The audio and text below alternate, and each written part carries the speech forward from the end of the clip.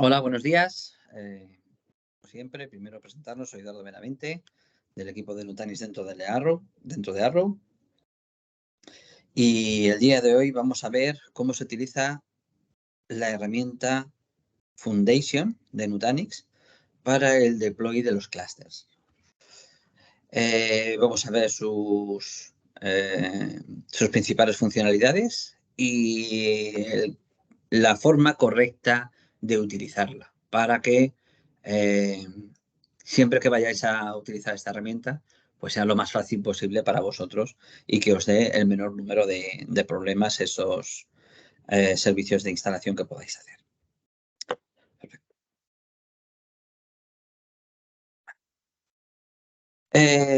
Dentro de los contenidos que se pueden ver en los cursos de Foundation o dentro de la guía de usuario de Foundation, hay infinidad de puntos, pero esta sesión la he estructurado de una manera algo distinta a lo que sería pues, seguir una guía o leerla, ¿no? Para eso está la guía. No es necesario que os dé una sesión si os comparto el documento. Entonces, vamos a hacer una revisión de los principales puntos que me parecen relevantes a la hora de considerar todo lo necesario para hacer una instalación de manera correcta y luego, en modo demo, vamos a repasar cuál sería el proceso para hacer el Foundation. ¿Vale? ¿Por qué? Porque hay elementos relevantes o no relevantes dentro de lo que es el Foundation que pueden afectar a que se haga más o menos rápido o que den más o menos errores y que es importante que sepáis qué es cada una de las cosas que tenéis que configurar y cómo hacerlo de la mejor manera para que se termine rápido. Porque si no, al final, ese mensaje de Nutanix se instala en media hora, pues no es real, porque si ponemos 25.000 configuraciones distintas e intentamos hacerlo de la manera que no es oportuna, pues resulta que las instalaciones se complican. O si no hemos tenido en cuenta los prerequisitos que necesitamos contemplar, pues luego vamos a tener errores. Perfecto, pues vamos a repasar estos puntos que se dividen en dos partes. Consideraciones previas y proceso de instalación. No menciono cada uno de ellos porque luego iremos viéndolos a lo largo de la sesión. En primer lugar, para todos aquellos que no conozcáis cómo se instala Nutanix, Nutanix tiene su propia herramienta para hacer una instalación. Es una herramienta, como he dicho, propietaria, es del propio Nutanix, no es de los fabricantes del hardware, sino que sirve la misma herramienta para todos los fabricantes de hardware. Y no confundamos la herramienta con un procedimiento para hacer la instalación. Foundation no es la guía de usuario. Foundation es la herramienta, es una distribución de software que sirve para hacer esto. Realmente es un proceso dentro de la CVM. Cuando cogemos el Foundation, bien ejecutamos ese proceso desde una CVM que ya existe, bien lo ejecutamos desde los nodos que ya existen, o bien ejecutamos una máquina virtual que tiene los procesos que necesita Foundation para ejecutarlo con independencia de que exista o no exista una CVM. Y ese es el producto que vamos a ver hoy. No tiene coste, simplemente se utiliza y ya está. ¿Para quién es accesible esta herramienta? Para todos aquellos que sean partners de Nutanix. ¿Hace falta ser service provider? No. Con ser partner de Nutanix ya se puede acceder a descargar esta herramienta. ¿Dónde se descarga? Pues en el link que os dejaré con la presentación. Pero bueno, es fácilmente encontrable dentro de la parte de descargas en el portal de partners de Nutanix. Allí se puede descargar. ¿Qué tenemos que tener en cuenta antes de ponernos a descargar Nutanix y ejecutar Nutanix? El Foundation de Nutanix, perdón. Pues que hay diferentes versiones del producto. Está la versión en la que no se descarga nada, que se ejecuta desde una CVM que ya exista. Por lo tanto, lo que hay es un protocolo para poder ejecutar ese Foundation.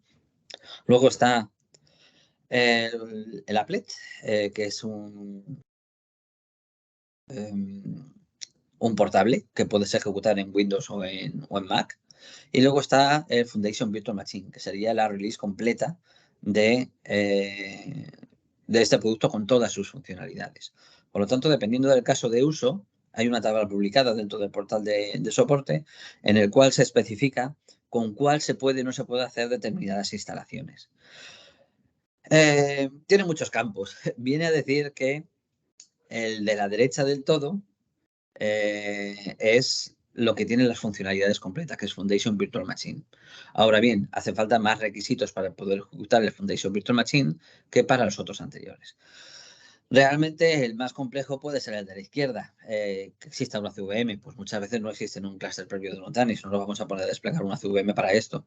Entonces, pues casi siempre, en infinidad de ocasiones, a no ser que sea un upgrade de un clúster, pues vamos a utilizar la segunda o la tercera columna, ¿no?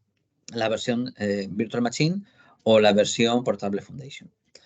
Diferencias entre Portable Foundation y Virtual Machine. Ligeras diferencias. Son casi iguales, ¿vale? A excepción de algunas limitaciones en lo que se puede desplegar o no se puede desplegar.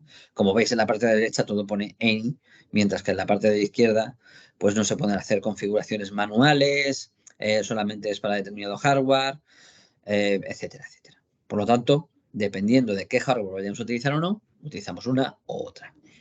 Antes, con ¿Dónde está esta versiones... tabla, Eduardo? Esta tabla está dentro de la guía de Foundation. Si vamos a... Discúlpame, a ver, navegador. Si vamos a My Nutanix, entramos en esta pestaña de Support. Se nos abrirá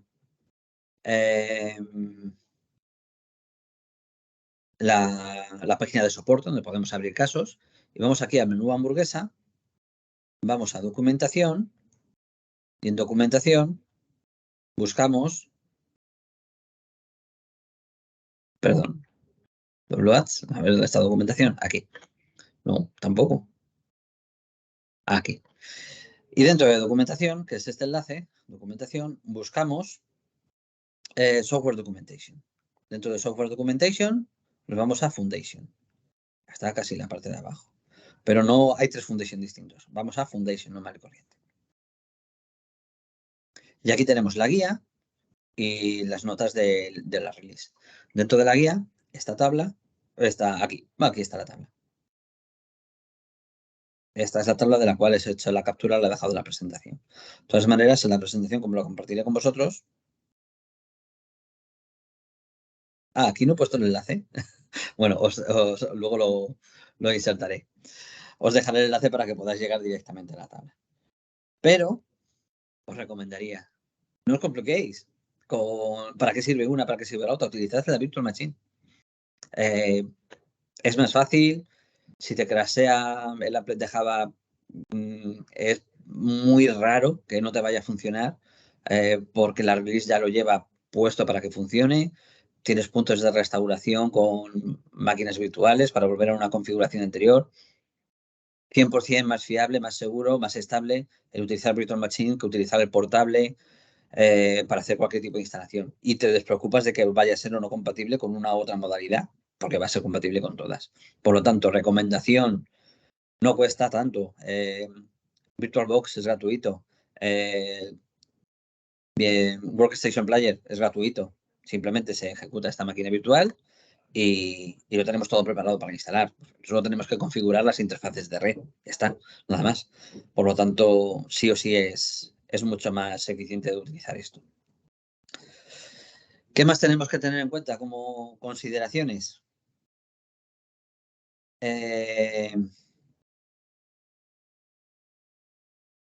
Aquí. Cuando vayamos a configurar, vamos a tener que tener en cuenta prerequisitos, dependiendo de el tipo de hardware, para qué lo vamos a utilizar, la configuración, la cantidad de nodos, etcétera, etcétera. También una tabla con una matriz en la que se nos da una recomendación de cuál debe ser la configuración de CPU y de RAM de las CVMs. Por lo tanto, también es muy interesante que revisemos esta tabla antes de comenzar el Foundation, porque después se puede modificar también, pero es conveniente conocer antes cuáles son los requisitos. Esta tabla es bastante más amplia. ¿Vale? Aquí he puesto un ejemplo y he dejado el enlace. Igual, dentro de la guía de Foundation, se redirige a esta tabla. Esta tabla no está dentro de la guía de Foundation. ¿Por qué? Porque son detalles que se tienen que conocer para configurar a la hora que se hace Foundation, pero son de configuración de las CVMs. ¿Vale? Por lo tanto, esa guía también es importante revisarla. Y por supuesto,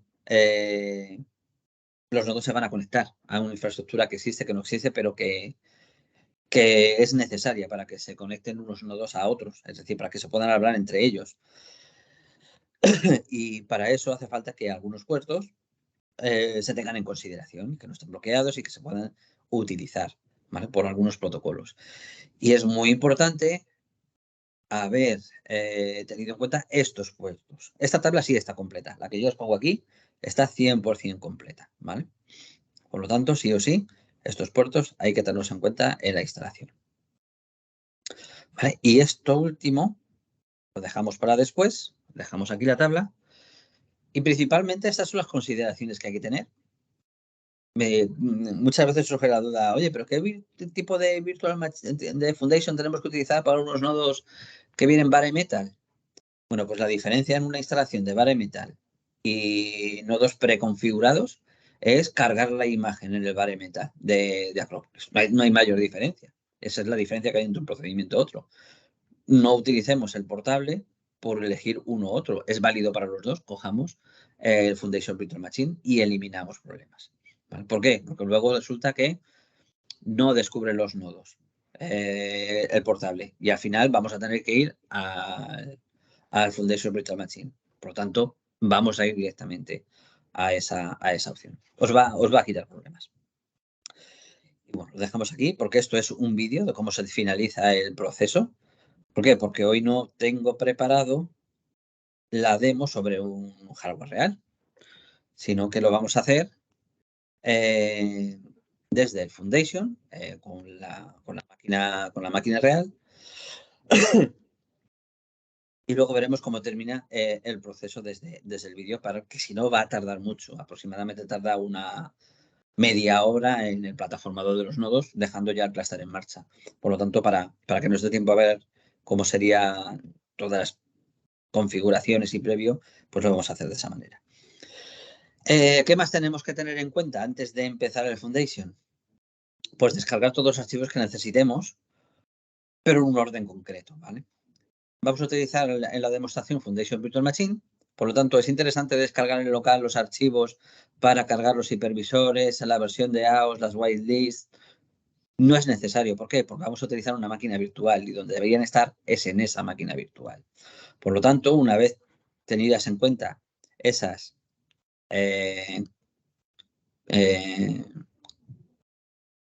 esos requisitos previos, lo que vamos a hacer es ir a descargar la versión de Foundation que vamos a utilizar. ¿Dónde la descargamos? Igual que os he dicho antes, vamos a Support, and Insert Portal, y aquí vamos a encontrar, dentro de la parte de descargas, vamos a Products y a Foundation. Antes hemos ido a Documentación para descargar la guía, y ahora vamos a ir a Products.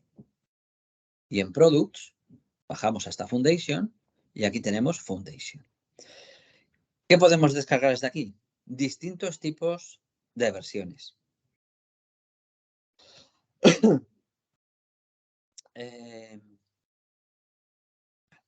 La versión standalone, la versión para Virtual Machine para ejecutar en VirtualBox o SXI, la Applet para Windows, para Mac, en versión bundle, donde van más de un producto de software.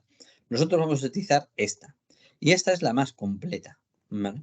Esta es la que funcionaría para todo. ¿Qué necesitamos para poder ejecutar esto? Un Workstation o un VirtualBox, ¿vale? En este caso, bueno, yo tengo la Pro, pero si utilizamos una Player, pues también nos valdría. Hay una pequeña diferencia de las capacidades que tienen la Pro y la Player que pueda influir en cómo vamos a utilizar la máquina virtual, que es la posibilidad de gestionar, de administrar las interfaces de red y cómo se conecta la máquina virtual al entorno real. En la Player no se pueden modificar, mientras que en la versión Pro sí se pueden modificar. ¿A qué me refiero con esto? Si yo hubiera abierto esta máquina como administrador, podría editar las Virtual Networks y configurar los parámetros de la opción NAT, del bridge o de las subredes virtuales que yo haya creado dentro de Workstation. ¿Para qué sirve esto? Para decir a la máquina virtual cómo se va a relacionar en la red con el resto de máquinas que hayan presentes en esa red. Por lo tanto, lo lógico para que no haya problemas a la hora de conectar la máquina virtual con el resto del entorno, bien sea el portátil local o bien sea otras máquinas que hayan en la misma red que el portátil, sería ponerlo en NAT. Y así no va a haber ningún problema. ¿Va a funcionar también como bridge? También debería funcionar como bridge, pero en ocasiones puede dar problemas, ¿vale? Porque se utiliza el portátil como puente. Problemas de firewall, etcétera, etcétera, que pueden hacer que no funcione bien. Si lo ponemos en NAT, no debería haber problema. Para poder gestionar esas redes hace falta ejecutar Workstation como administrador y tiene que ser una versión Pro. Si no, en la Player no se puede hacer ni como administrador ni como no administrador.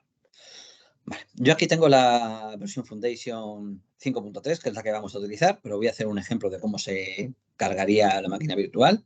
Pues yo vendría aquí, descargaríamos este comprimido, son unos 3 gigas, y nos descargaría estos archivos que vemos aquí.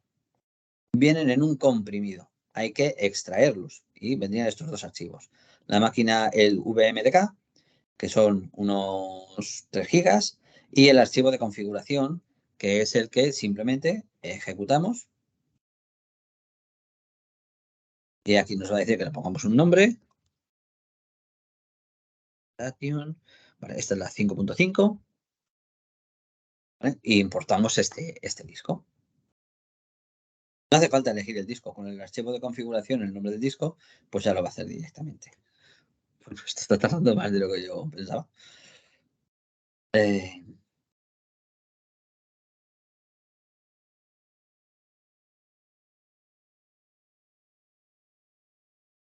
Ahí está.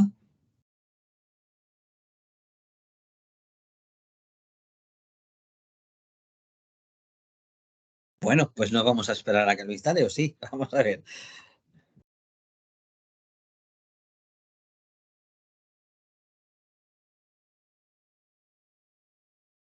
Bueno, quizás vamos a tener problemas de rendimiento en este portátil, no sé por qué está tardando tanto en instalarlo, pero esto debería tardar en instalarse unos 20 segundos, poco más de 20 segundos.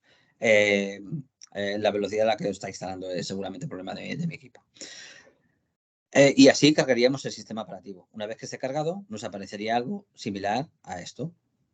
Una máquina virtual, que en este caso, bueno, yo ya lo estoy ejecutando. Voy a cancelar aquí, no tiene sentido que termine la instalación, porque vamos a llegar al mismo punto de lo que os voy a mostrar. Este Foundation yo es el que suelo utilizar, por lo tanto, ya tiene algunas configuraciones precargadas y algunos archivos descargados. Incluso he hecho, bueno, lo que se está viendo en pantalla. Lo bueno que tiene que utilizar la máquina virtual es que yo en cualquier momento la suspendo y cuando la vuelvo a reanudar, se queda en el momento en el que la he dejado. Por lo tanto, la configuración que yo haya hecho se quedará grabada y será persistente. Incluso puedo generar snapshots para poder recuperar ese estado de la máquina a un momento anterior. Vamos a ejecutarla. Ok.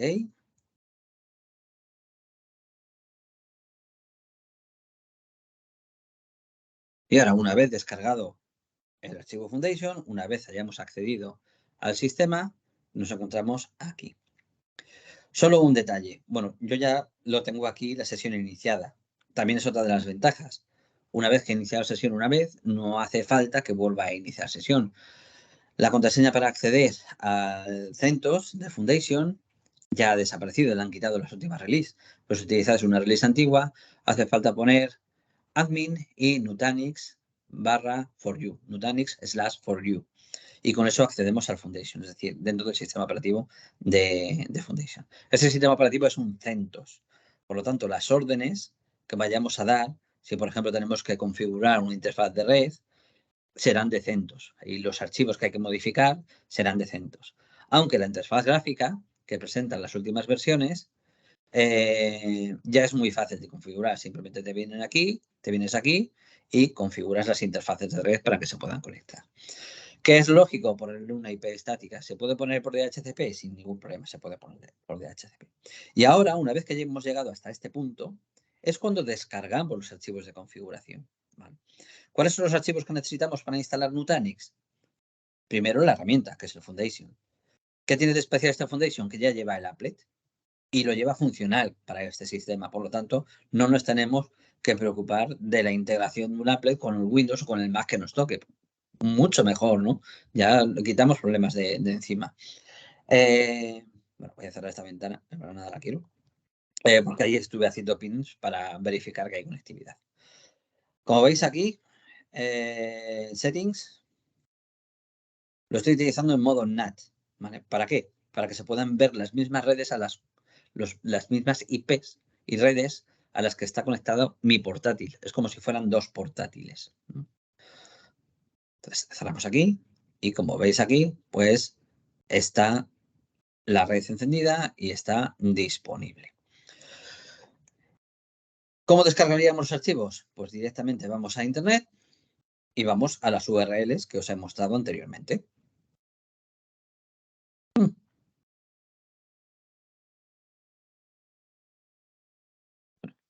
Las URLs donde vamos a descargar los archivos necesarios. ¿Qué necesitamos?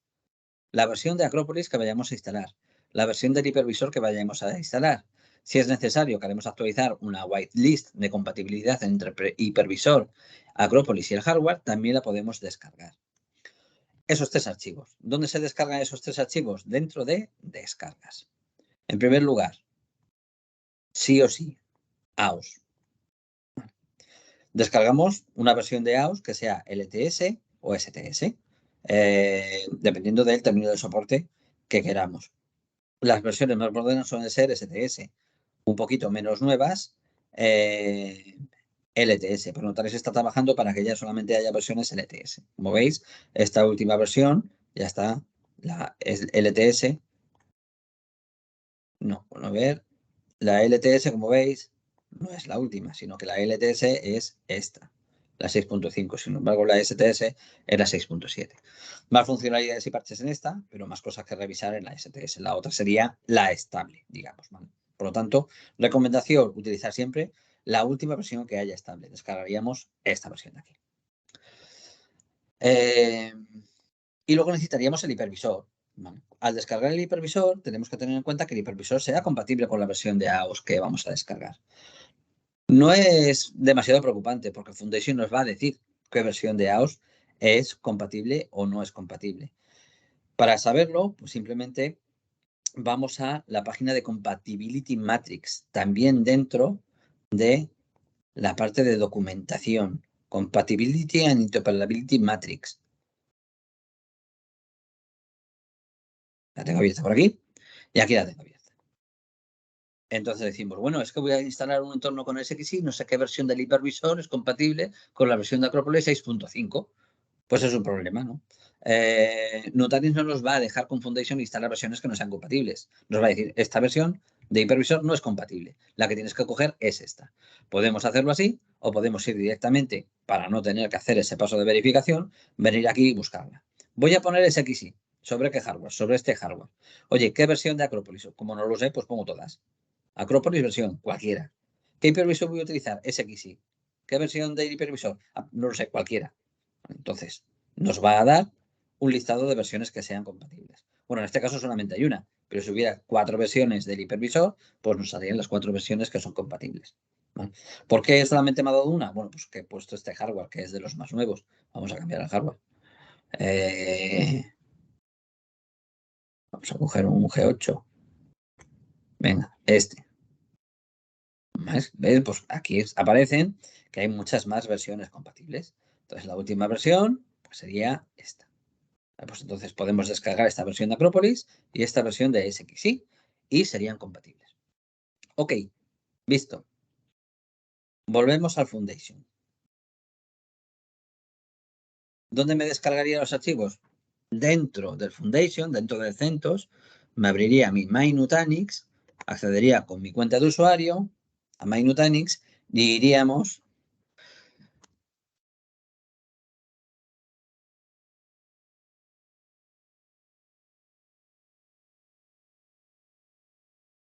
algo no funciona. Me ha puesto no sé. Perdón, es que está en inglés.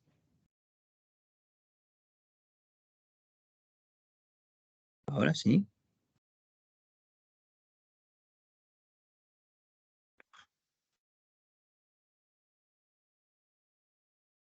A ver. Vale. Bueno, pues tened cuidado con eso. El teclado está en inglés para que lo sepáis. Descargaríamos aquí los archivos. Igual que he ido en el otro sitio, iríamos aquí. Por eso no es interesante descargar los archivos antes de tener el Foundation. Lo primero, descargamos el Foundation y luego los archivos que necesitemos. ¿Desde dónde? Desde aquí. Y así los descargamos directamente a la máquina virtual. No tenemos luego que copiarlos dentro. ¿Que queremos crear una carpeta compartida? Sin problema, pero creo que es más tedioso.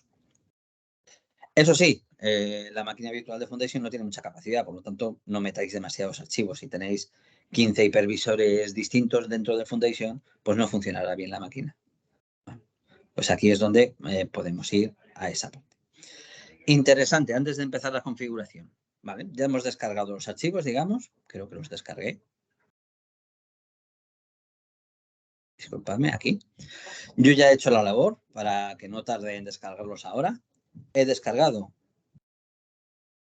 el archivo de Acropolis que viene comprimido y no hay que descomprimirlo. Importante, si se descomprime y se guarda en la localización que corresponde, no va a funcionar. Y el archivo ISO del hipervisor. ¿Qué he hecho para saber que es el correcto? Mirarlo en la matriz de compatibilidad. Este hipervisor vale para esta versión de AOS. Es difícil que un hipervisor no valga para la última versión de AOS si el hipervisor es AHV. Simplemente se descargan las últimas versiones y siempre van a ser compatibles. El archivo JSON, que es la matriz de compatibilidad entre el hardware, el hipervisor y el Acropolis. Esta es la whitelist que se llama. Bien, pues ya lo tenemos todo lo que necesitamos. Simplemente pues, hemos configurado las redes. En este caso yo le he puesto una IP estática. No vamos a ir a cómo se configuran las redes en CentOS. Simplemente se hace aquí, Edit Connections, y aquí se configura, como queráis configurarlas. Que hay que tener en cuenta que se vean. Hacer pin a una IP o algo que esté en la red donde se van a instalar los nodos para tener certeza de que se van a ver. Y, por supuesto, los switches, cuanto más planos estén, mejor. ¿Pueden tener VLAN? Sí, pero que no tengan los puertos a los que estamos conectando los nodos en modo trunk, pues, cosas así. Cuanto más plano, pues mucho mejor. Y si puede ser con IPv6 activada, pues vamos a poder hacer el autodescubrimiento. Ok, pues una vez tenemos nuestros archivos, tenemos que colocarlos en las rutas donde el asistente va a encontrar esos archivos. Podemos ir a esta carpeta o ir directamente a esta carpeta. La carpeta Foundation es donde se ubica el sistema y hay dos carpetas fundamentales, ISOs y NOS. Nutanix Operating System. Aquí va el Acropolis. Entonces, este paquete de Acropolis hay que meterlo aquí. ¿Ok? Y el hipervisor hay que meterlo en ISOs. Hipervisor. Me he metido en ISOs y dentro de ISOs en hipervisor. Y el hipervisor lo vamos a meter en la carpeta que corresponda. Ah, no hay AHV. Es que AHV es KVM. Pues aquí metemos el hipervisor. Ok, ya los tenemos colocados. Y este archivo, bueno, lo podemos poner donde queramos, pero lo podemos poner aquí o en cualquier otro sitio. ¿Vale? ¿Por qué? Porque luego podemos especificarle la ubicación en la que está. Cerramos aquí y ya lo tenemos todo. ¿Cómo ejecutamos el asistente de instalación? A través de este icono. Es un applet de Java, por lo tanto, se ejecuta en un explorador, un navegador.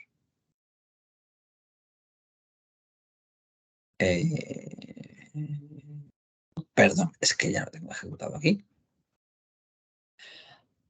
Vale, pues lo estoy ejecutando otra vez. Vale, lo ejecutamos y venimos, nos aparecerá esta ventana. Disculpadme que a lo mejor está muy pequeño. Voy a intentar hacer zoom para que se vea mejor y voy a quitar el menú para que se vea extendido. Vale. Y en 6 pasos tendríamos el proceso de instalación lanzado. Estos 6 pasos son muy fáciles de configurar. Destacaría esto de aquí, Import File Configuration. ¿Qué es esto? Pues esto lo que nos permite es haber creado antes una plantilla para hacer nuestro deploy. ¿Cómo hacemos esa plantilla? Pues minimizamos aquí y nos vamos aquí a Support. No, perdón, a MyNutanix. Y en MyNutanix tenemos un apartado que es Foundation Preconfiguration.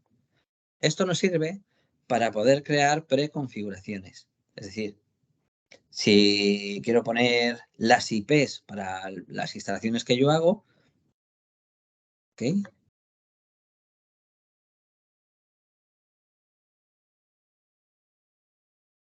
Bueno, pues Nutanix Preconfiguration es exactamente el mismo asistente que vamos a ver en el Foundation, pero digamos que offline. Como veis aquí, se van presentando las plantillas. Yo tengo una que se llama ejemplo, que es la que... perdón, pues creo que el archivo que tengo en el escritorio es la de preconfiguración, no es el de whitelist. Bueno, este es el ejemplo. Nosotros creamos como queremos nosotros que se haga el deploy, guardamos esta plantilla y como veis tiene igualmente los 6 pasos. Es decir, que ya lo tenemos guardado de antes. Si estamos de acuerdo con él, lo guardamos y lo dejamos allí o descargamos el archivo de configuración. Ok, pues el archivo de configuración es este. ¿Qué lleva el archivo de configuración? Pues nada, 4 parámetros. Si es que ponemos las IPs, ponemos las MACs y poco más. Y si lo queremos dejar sin MACs porque no sabemos para qué clase lo vamos a utilizar, pues lo hacemos así. Bueno, pues decimos que no. Volvemos al asistente dentro de Foundation, que es este. Como veis, son los mismos pasos, por lo tanto, una plantilla sería igual. ¿Cómo cargamos esa preconfiguración? Venimos aquí, vamos a Home y Ejemplo, y lo podríamos cargar el archivo. Una vez cargado el archivo, no tendríamos que escribir absolutamente nada, a no ser que queramos cambiar algún parámetro. Perfecto, pues ya tenemos las consideraciones previas, ya tenemos los archivos que necesitamos para hacer el deploy, ya tenemos conectada la máquina virtual a nuestra red, tenemos localizados los archivos donde corresponden, hemos verificado la matriz de compatibilidad y simplemente tenemos que hacer la elección de cómo queremos que se quede montado nuestro clúster. Y estos, pues 6 formularios que tenemos aquí. ¿Vale? ¿Qué nos van a preguntar? Si queremos autodescubrir el tipo de hardware. Esto es irrelevante, muy irrelevante. Si ponéis que el hardware es Nutanix, pensamos, no va a hacer la comprobación, solamente va a comprobar el hardware de Nutanix. Pues no, lo pongas o lo pongas, va a hacer igualmente la comprobación de si el hardware es el que tú has dicho. Si lo ponemos en autodetectar, va a hacer la comprobación para ver qué hardware. Y si lo ponemos en que es Nutanix, va a hacer la comprobación de que realmente es Nutanix. Pues para el caso, pues lo dejamos en autodetectar. ¿Cómo se sabe esto? Porque luego se puede ver los logs y ver lo que está haciendo el sistema durante el proceso de instalación. Por lo tanto, totalmente irrelevante, poner lo que os dé la gana ahí. RDMA, como queráis, se puede configurar ahora o se puede configurar a posteriori en el clúster. Recomendación, todo lo que se puede configurar a posteriori en el clúster suele ser mucho más fácil y dar menos problemas configurarlo después en el clúster. ¿Por qué? Porque se pueden hacer más cosas. Aquí simplemente es decir, oye, sí, esto se va a microsegmentar o esto va a tener esta VLAN. Luego, cuando estés en el clúster, tienes más granularidad para las labores que puedes hacer y da menos problemas a la hora de hacer la instalación. Por lo tanto, cuanto más plano lo hagamos, si podemos hacer una labor a posteriori que son de configuración, pues se hacen a posteriori. Por lo tanto, aquí podemos elegir si se hace RDMA o no. También podemos elegir si se va a hacer LACP o se va a poner en modo estático la segregación de las redes. Por lo tanto, aquí lo podemos decidir. Mi recomendación también es dejarlo en none. Podemos indicar si queremos que la CVM se ejecute en una VLAN específica. Por favor, no utilicemos ni la 0, ni la 100, ni las que están reservadas por el sistema. Una distinta, pues yo qué sé, 406. Vale. Máscara de red, dependiendo de la red en la que se vaya a conectar, preocuparnos de que la subred en la que se va a ejecutar estas máquinas virtuales sea funcional en la infraestructura red que estamos accediendo. ¿Vale? Por lo tanto, es importante la máscara que vayamos a poner, porque si no, vamos a estar en una subred distinta. ¿En qué influye la máscara? Pues va a definir qué subred estamos utilizando. Por lo tanto, importante. ¿Qué ponemos aquí? Pues bueno, a modo de ejemplo vamos a poner la 255.255.255.0. Esto es una máscara 24. ¿Vale? Por una máscara 24, cualquiera de las IPs que vamos a poner bueno, cualquier subred que vayamos a poner va a tener un subconjunto de redes de 254 redes disponibles. ¿Vale? ¿Por qué? Porque es el último conjunto, 254 redes, porque la 255 no vale. ¿Vale? Entonces, bueno, eso sería la subred. Por lo tanto, todas las que vayamos a poner en la misma subred, solamente se deberán diferenciar las IPs en ese último subconjunto. Entonces, si aquí ponemos 192.168.1.1 como puerta de enlace, tendremos IPs disponibles hasta la .1.254, ¿vale? Para poder asignar IPs al resto de elementos que haya en la red. Eso es porque estamos cogiendo una máscara 24. Si cogieras otra máscara, pues sería diferente. He puesto esta red, pues yo qué sé, es muy común utilizar esta red en entornos no productivos, pero muchas empresas pues utilizan estas redes. Lo típico para la parte de cobre es utilizar pues una 10 punto lo que sea. Vale. Aquí pues para las IPMIs puede estar en la misma subred o en una subred distinta. No habría problema que las IPMIs estuvieran en una subred distinta. Yo prefiero poner la misma subred. ¿Vale? Entonces voy a poner aquí 255.255.255.0. Vale. Y para que sea una subred distinta, pues puedo poner 192.168.2.1. ¿Vale? Esto sería otra puerta de enlace en una subred distinta. ¿Por qué es una subred distinta? Pues porque aquí lleva un 2. Ya es diferente a los 255 al pool que hay en la otra. ¿Vale? Pero bueno, si ponemos aquí 1, estaría en la misma subred. ¿Vale? Por lo tanto, serían visibles. No voy a tener que preocuparme de que no sean visibles unas y otras. Y más abajo lo que tenemos es la posibilidad de verificar la conectividad de este propio equipo con la red. ¿Vale? Entonces esto, si hemos configurado bien las interfaces de red, automáticamente nos va a coger la ETH0 o la que nosotros hayamos configurado. ¿Vale? La interfaz que nosotros hayamos configurado. Siguiente. Lo queremos poner manual, lo podemos hacer manual. Bueno, vamos a quitar esto. Las advertencias. Dos formas de descubrir los nodos. Descubrirlos o no descubrirlos. Vale. Descubrimiento de los nodos se hace a través de las MACs mediante IPv6. Por lo tanto, necesitamos tener esa capacidad de IPv6 para poder hacer el descubrimiento. Yo lo voy a hacer. No hay ningún nodo presente ni hay IPv6 a la red que me estoy conectando. Por lo tanto, mira, en el log se verá cada un error, pero ni siquiera va a hacer el intento de autodescubrirlos. Pero autodescubrimiento es similar a lo que os voy a mostrar ahora.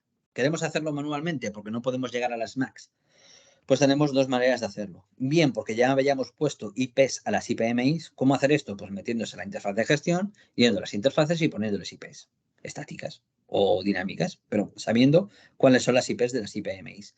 Las IPMIs son interfaces de gestión del hardware. Se identifica porque viene puesto, que es la interfaz de gestión. Y en los nodos NX hay una que es compartida. Cualquiera de las dos vale. Recomendación, utilizar únicamente la interfaz compartida en los nodos NX, porque la IPMI no transmite datos, solamente sirve para la gestión. Por lo tanto, si se han puesto las IPs, utilizaríamos esta opción. Y si no se han puesto las IPs, utilizaríamos esta opción. ¿Vale? Le diríamos, vale, pues tengo 3 nodos y de esos 3 nodos no conozco las IPs, sino las direcciones MAC. Ok, pues hacemos esto y nos aparece esta tabla. Si hubiéramos dado autodescubrir, podríamos descubrir por IPv6, aquí nos aparecería el serial number de los chasis y el serial number de los nodos y las MACs de los nodos. Lo que nos aparecerían son las VLANs y tendríamos que rellenar el resto de la tabla. Si nosotros supiésemos las IPMIs, podríamos poner directamente las IPMIs, es decir, la otra opción que no es seleccionada. Y aquí hay un truco para rellenar esta tabla, que es, aquí hay un menú contextual en el que podemos hacer diferentes cosas. Lo ponemos en modo rango y aquí podemos poner las direcciones de las IPMIs. Recordemos las máscaras que hemos puesto antes. 2.168.1.10. Si hubiera puesto una 2.10 estaría en una subred distinta y me diría esta no vale. ¿Y qué me hace? Pues que me rellena de manera consecutiva. Si ponemos aquí la 2.168.1.20. Me va a coger el rango 20, 192.168.2.20. 1.1.30 y me lo rellena. Es muy práctico porque si tenemos 3 nodos, bueno, no es mucho trabajo ponerlas todas, pero si tenemos 4, 5, 10 nodos, pues ponerlas manualmente una a una, pues no tiene sentido. El nombre de los hosts, NTX01, y aquí vamos a cambiar esto a B y a C. Los nodos tienen que tener un nombre distinto, estén o no estén en el mismo chasis, para saber en cuál se está poniendo el nombre. ¿Vale? Por lo tanto, ya lo tendríamos todo. ¿Qué nos faltaría? Vale, pues ¿dónde vamos a poner estas Macs? ¿Dónde vamos a poner estos rangos de IPs? Nutanix no sabe en qué hardware lo tiene que poner. ¿Por qué? Porque las IPMIs no tienen dirección asignada todavía. Entonces, que yo ponga esto aquí no sirve para identificar. ¿Qué tengo que poner aquí? Pues los 8 bloquecitos de 2 letras que tienen las Macs. ¿Cómo saberlas? Mirando el chasis por detrás. Las interfaces llevan una pegatina con la Mac que corresponde a cada una. Suelen ser 8 bloques de 2 números. 1, 2, 3, 4. Ahí está. Creo que lo he hecho bien. ¿Sí?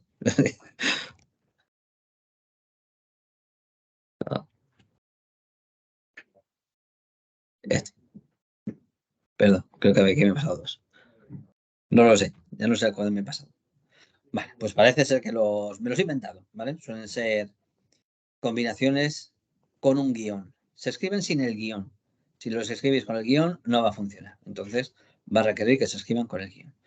Me los he inventado, sin problema. No tienen por qué no existir. Siempre y cuando no sean iguales, si pusiéramos 2 que sean iguales, va a decir esto está mal. Entonces, con esto sería capaz de identificar el hardware donde se va a instalar. ¿Vale? Como veis, no ha dado error. Ahora bien, tenemos la opción de que el clúster se forme de manera automática o lo hagamos de manera manual. Es decir, que podamos lanzar la línea de comandos del clúster de crear el clúster. Recomendación, pues no escapar a eso. ¿Vale? Entonces, que lo haga el asistente. No tenemos que abrir una ventana de línea de comandos. Si queremos hacer la segregación de las máquinas virtuales, de las CVMs, también lo podemos especificar aquí. ¿Qué tenemos que poner? La primera IP del rango que nosotros le pongamos. No tiene por qué ser la primera IP, ¿vale? Entonces, podemos poner esa o no.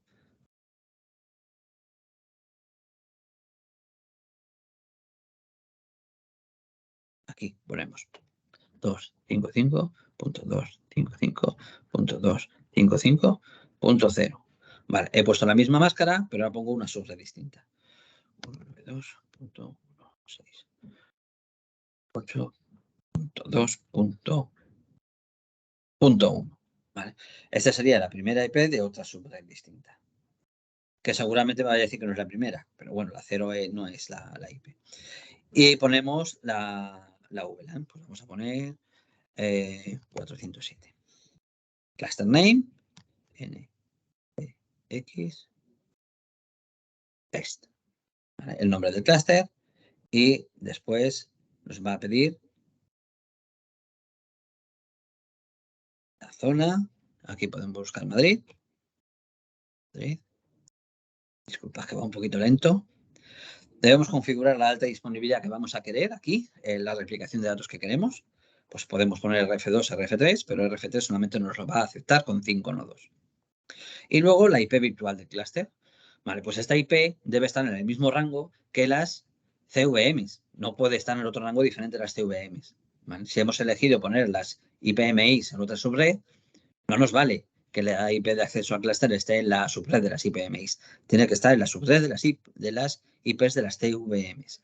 Entonces, pues 192.168.1.40.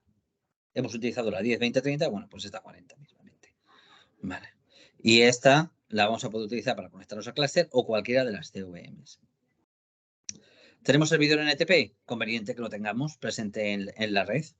¿Vale? Puede ser el de la puerta de enlace, puede estar en el mismo sitio, si es que está o no. Entonces voy a poner la 41 mismamente, 192.168.1.41. ¿Vale? Y DNS Si tenemos DNS, pues no es necesario, pero sí que es necesario el NTP para temas de sincronización entre los hosts, si no va a salir warnings. Y aquí ponemos DNS, pues puede ser el mismo servidor el de DNS. Pues aquí ponemos 192.168.1.1, perdón, .1.41. Perfecto, estos datos me los estoy inventando. ¿Cómo saber el servidor NTP? No lo sé, cada cliente lo tendrá o no. Punto crítico, no cojáis un servidor NTP que no esté presente, porque no lo va a encontrar y va a dar error en la instalación. Entonces, o bien lo dejáis vacío o cogéis un NTP que sí que esté presente. ¿Vale? A la hora de hacer pin de conectividad, haced un pin para saber que esa IP está presente. Y por último, ¿cuánta RAM tiene la CVM? Recomendación 32, para cualquier caso de uso suficiente. Si es un entorno más pequeño, un entorno robo, bueno, se puede poner 12, 24. Si es un entorno de base de datos, mínimo los 32, porque a lo mejor vamos a actualizar productos que lo van a necesitar. Si es un entorno con configuraciones all flash, mínimo 32. Si es un entorno con configuraciones full NVMe, mínimo 40 gigas por CVM, ¿vale? Que yo me acuerde. Ya está. Esas son las recomendaciones, ¿vale? Poniendo 32, no nos quedamos ni cortos ni largos, ¿vale? Lo único que puede ser que nos quedemos cortos es con el tema del full NVMe, que cada vez se está convirtiendo en algo más normal. Perfecto, pues ya tenemos este formulario relleno. Damos a siguiente. Vale, ¿qué me dice aquí? Bueno, pues que la IP no es la primera. Da igual que no sea la primera, ¿vale? Y ahora necesitamos escoger las versiones. Aquí me aparece esta versión. ¿Por qué? Porque la he puesto dentro de la carpeta. Si yo tuviera dos releases dentro de la carpeta de NOS, de Nutanix Operating System, me aparecería para elegir otra versión. Pero solamente me aparece una. Nada más que rellenar aquí.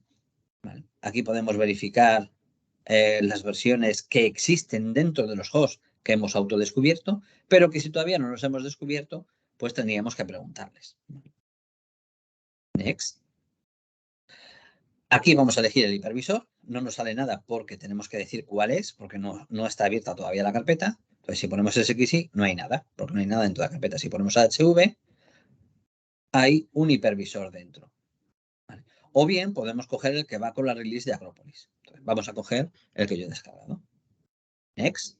¿Por qué los puedo coger? Porque están allí. ¿Vale? Si no los hubiera metido en la carpeta, no aparecerían. Perdón, se me ha pasado una cosita, que ahí también podemos ver la matriz de compatibilidad. Aquí arriba, ¿vale? O podemos actualizar la whitelist, que es ese archivo de configuración que estaba también en las versiones de AHV. Y ver la versión que está instalada. Llegamos al último punto, que simplemente es poner las credenciales a las IPMIs. Desde aquí se puede poner por defecto las credenciales que tienen las IPMIs en Nutanix es admin en mayúsculas. Admin en mayúsculas. ¿Vale? Aquí. Poniendo estas, no va a haber problema de que ya estén asignadas, porque van a ser las que vienen por defecto.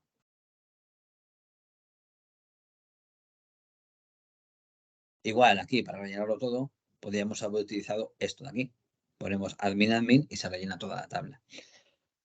No es conveniente que cada una tenga una contraseña distinta, poned la misma en todos, porque si no luego podemos tener problemas de identificarlo.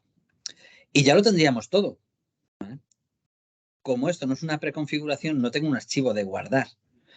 ¿Qué recomiendo? En este punto, venid aquí y cread una snapshot. Take an snapshot. Y este punto de la máquina tendremos grabada una preconfiguración. No necesitamos utilizar la herramienta de preconfiguración de Nutanix. Ya tenemos esta versión de Foundation con todos los datos para hacer el deploy de todos los clústeres en la subred exactamente igual de la misma manera.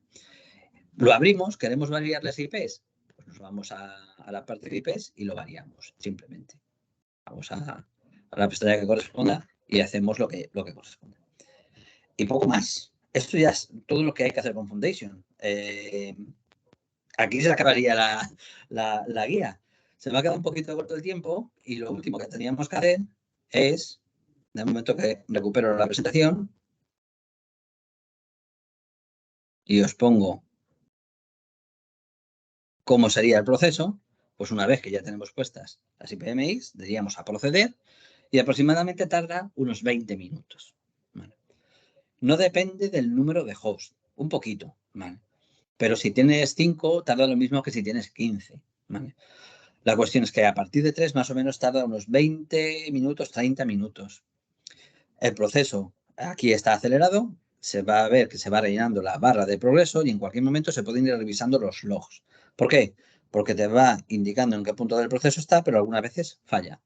Pues sí, pues la instalación falla, muchas veces falla.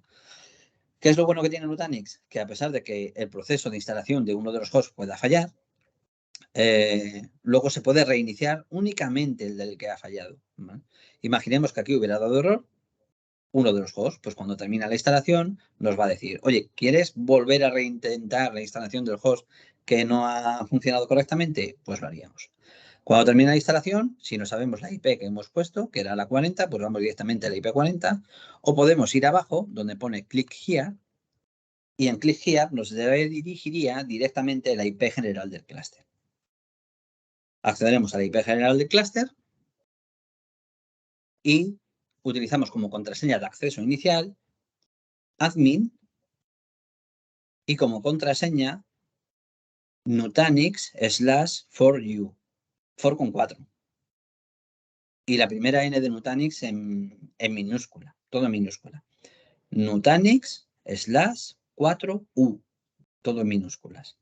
Una vez que lo hemos puesto, nos permite cambiar la contraseña. Y ahí ya ponemos la que queramos. Ponemos la que queramos ahí y ya tendríamos acceso al clúster. Simplemente tenemos que confirmar que estamos de acuerdo con el EULA y si queremos activar Foundation. Si queremos activar Pulse, que es la herramienta de recopilación de logs para soporte. Aquí está el EULA, por tanto el EULA tiene que firmarlo quien corresponda. Son las condiciones en las que se permite el uso del software de Nutanix y del clúster. Hasta abajo, a aceptar. Y aquí tenemos el Pulse. Y con esto ya tendríamos hecho el deploy completo del clúster. Como veis, no es nada difícil. ¿Vale? Hoy hemos tardado mucho porque he ido explicando cada uno de los puntos de configuración que tenéis que hacer para que luego no haya problemas.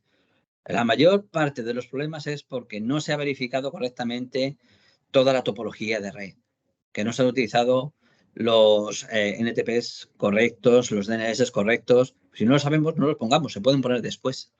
¿No?